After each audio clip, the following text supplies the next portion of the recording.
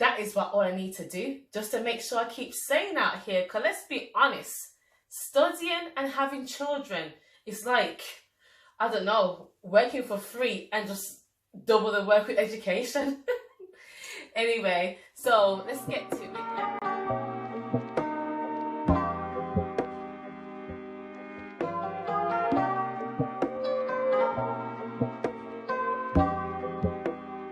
Hi guys, and welcome back to my channel. My name is Octavia, and in today's video I thought I'd do a quick 5 tips on how to level up successfully in higher education.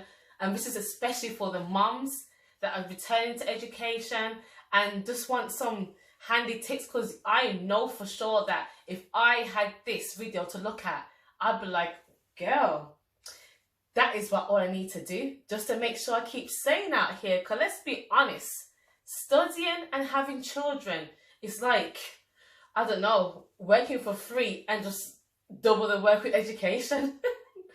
Anyway, once you've actually, let me start over. Well done, clap for yourself, guys, for actually doing the application, the personal statement. I know that was stress, because doing that, it's like, oh my gosh, do I really want to do this big step into education? But well done for actually making the decision to better yourself and to go for something that you want to do, because it's your time now. And forget what the naysayers say, like, why do you want to go and do uni and you've got kids at home? No, you want to do it for yourself. So well done to you for getting through that process and landing yourself a spot at uni. So yes, tip number 1 is to, once you've got to uni, look at that timetable and see straight away, where do I need to put in my diary what dates are important regarding your assignment, regarding your exams. Because let's be honest, these exams and assignments creep quicker than your little baby creeping at 1. Sorry, baby joke, yeah. Yeah, they creep up really fast, and as much as your lecturer's going to tell you, okay, assignment's coming up on so-and-so date, remember, you're in university now. They're not going to spoon feed you each step of the way. So make sure you've got yourself a diary. Anything, shout out to my bestie for getting me this diary for Christmas. But yes. Oh, was it Christmas or was it my birthday? Yeah. But yeah, make sure you get yourself a diary and you write down your key dates, because with childcare, so I know for those that are living in England, I can't speak for anywhere else, we get childcare from student finance, or you get or you can get childcare through NHS bursary. Whatever the medium you use, you're able to get, there's an eligibility criteria, but once you've got the childcare, make sure that you inform your childcare providers of the days you want your children to be in, because sometimes, depending on what course you're doing, it could be medical or just say normal course. For instance, I did nursing, and I know that when I was on placement, I did nursing for 1.5 years. I know that on my placement, I was in placement whilst the kids were out of school. So I had to obviously make sure that childcare was covered from then. So sometimes you might get time off with the school breaks, like Easter, or possibly, I know Christmas and the 6 weeks holidays definitely, but just make sure, because you don't want to get caught short-handed, definitely. So I'd say check your timetables for your exams, assignments, so that that's covered. And just being realistic, moms, like at the end of the day, children are going to get sick, especially now living in this COVID climate. I'm not going to mention much about it, but it's even more, as you may know, like a little sniffle and cough. The nursery or school is going to call you and be like, hi mom, Jack's not feeling well today. I'm sorry, you're going to have to come pick him up. And you're going to have to drop those books and those pens and run and pick them up. I've had that experience time and time again. And as much as it's frustrating, obviously your mom mode kicks in and that comes first. So you have to pick them up. So I'm just saying, be realistic, just to know that you know, you might get that phone call that you may have to run and look after your children, which obviously they're your children, but just making sure that you're organized with your timetable so that you don't forget. So yeah, that's tip number one. Tip number two, time management. So you know your timetable, you know when your assignments are going to be, time management. So I would say for myself, which helped me when I was at uni, studying, the library was my best friend. Anyone would see me just in the library. So what do I mean by that? What does Octavia mean by that? So, for instance, I'll give you an example of what my experience was. So when my children were of nursery age and school age, I would drop them for 8 o'clock for nursery, and school, like morning breakfast club, they'll be dropped there as well. It'll be 7:30 as well. So I'd ensure that I'll leave out my house, everyone's ready on time to reach to their destinations for their opening time. So as soon as that clock turned 8 or 7:30, the kids were in. So I was able to go to my destination, which is uni. And most classes, lectures will start about 9:30, or sometimes mostly later, like 10 o'clock. But you've got that chunk of time. Don't think that, okay, I'm just going to go Starbucks and get myself a mocha or whatever. No, take yourself to uni, go to the library and do a bit of work. For myself with dyslexia, I know not everyone will have dyslexia, but I'm just giving you tips on what I've done. With myself, it was important that I pre-read their lesson before it starts. So normally you get released their slideshow for the lesson. I'll just read through that and just take little notes so that I feel that I'm not having to, learn on the job, or do you know what I mean? That was for me per se, but I feel for everyone else, you could just write down notes or do a bit of reading. There's no harm in being ahead. It's better to be ahead, especially when you've got kids, because let's be honest, the other students that are in a class are going to be like young ones that are just come out of school, got no responsibilities. So they'll be like, yeah, I've done this, I've done that. And then you'll be like, I was, last night mopping up vomit, or I was cooking, I was just tired. And it's okay. But it's important that we've got to do what we can do best within our control. So I would definitely say go library early. And even like sometimes, like, lectures are not all day, so you're not going to have lectures 9 to 5 every single day. You're guaranteed to get your own study time, which you're supposed to study, not go shopping, not have your hair appointment, study. Yeah. Yeah, and just use that time valuably.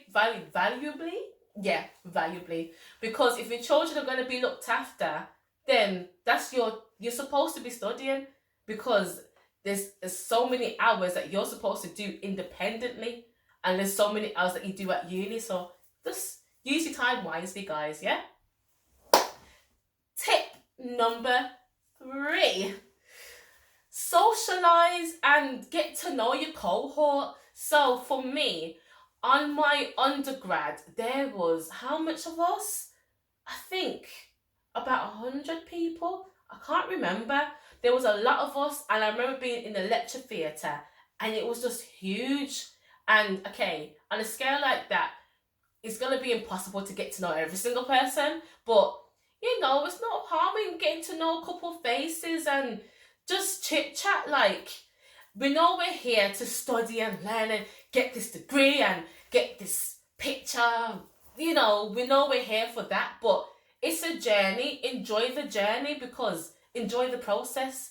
There's no point in me having your head down and not talking to nobody. I'm not saying be your best friends, but just get to know them, because there's going to be a time where you might not understand the question, or you might come in late because you have to drop the child off late or whatever. Something's happened. I'll guarantee you that you'll have to ask someone around you, oh, do you mind us explain that to me or whatnot? And if you don't speak to nobody and make yourself, approachable, then girl, you're doing yourself a disservice. So get to know your cohort and socialize. It will save you in the end, trust me. That brings me on to tip number 4, don't be afraid to ask for help. So obviously for when I said tip number 3 to socialize with your cohort, I'm not saying ask them, okay, so how do I write this assignment? Because don't do that. Because they're not there to do that. They're not getting paid to do that. You're paying your lecturers to help you. So why don't you ask the lecturer? Like, obviously you can't ask them for a deep question after a lecture, but speak to them through emails, arrange tutorials. They're there for a reason. I know that at my unit, BCU, I love my uni. Big up BCU. Hey. I'm Wolverhampton. I can't forget Wolverhampton, yeah. At BCU, at both unis actually, there was a lot of support, not just for I had separate support, I had dyslexia, but there was actually like library support. So for instance, if you need help on how to search, because the library catalogue is very it's huge, and even understanding how to search journals or how to put together an assignment, what particular books would be helpful for me for this assignment, it's just there, or even I know for BCU particularly, they used to have a team where you could go to and they help you on how to enhance your assignment writing, not on how to pass, but to enhance it. So just ask for help, especially and if you're given an assignment or exam, speak to your lecturer that's actually doing that subject and just ask them I don't understand this. Could you do you know what I mean? But I'm not going to say ask them on how to do it, because they're going to say to you, trust me, have you done your research already? Because like I said, they're not going to spoon feed you. You might be paying these grands for the degree, but honey, they're not going to spoon feed you. So make sure you obviously read the work beforehand and you go there, do your little tutorial and just, go through the work with them. So yeah, don't be afraid to ask, yeah? Don't be afraid. And last but not least, tip number 5. Actually, if you got this far, make sure you subscribe, like, and comment. And you know what? I'm going to say it. Turn the notification bell on. Please do, because I am popping up weekly. Tip number 5. Don't beat yourself up. When I say don't beat yourself up, be very patient with yourself. It's a lot to take on higher education, especially with children. Even though I've managed to get my 2 degrees, it was a journey. It was difficult. It took me, let me think. It took me, girl's gonna count. Give me a moment to count. 7.